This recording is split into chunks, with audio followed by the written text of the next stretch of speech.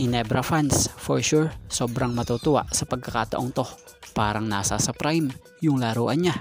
Rest back ng Ginebra, abangan siya sa susunod na game nila.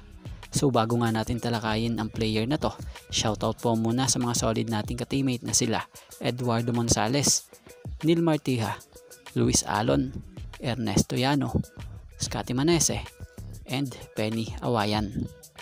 Pero bago nga natin talakayin itong topic natin ito, baka naman pwedeng maka-request kahit isang subscribe lamang po dito sa ating channel.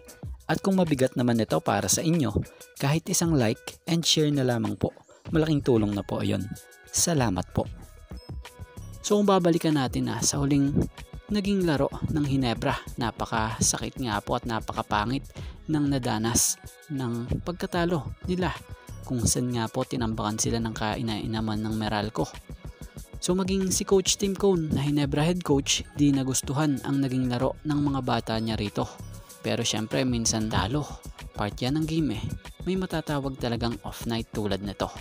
Pero syempre magiging aral ito sa kanila, at yung mga negatibo mas maganda gawin na lang nilang positibo. Tulad ngayon sa nangyayari sa isang Ginebra player na sa susunod nga na game, baka nga ito na yung rest back nila, dahil marami nga po ang di nakakapansin na bumalik na nga po muli yung galawan at laro ni Stanley Pringle. Yung kumpiyansa nandun na, plus healthy na talaga rin siya, at bukod dyan niyakap niya talaga yung role niya ngayon sa team. From scorer, first 5 ay ngayon off the bench na siya, pero hindi mo makitaan ng kahit anong reklamo, at pag pinapasok talaga namang nagko-contribute siya. Sa totoo lang dati kung titingnan nyo yung laruan niya, di talaga mag-fit sa Ginebra or sa sistema ni Coach Tim dahil sa pagiging ball hog niya sa game.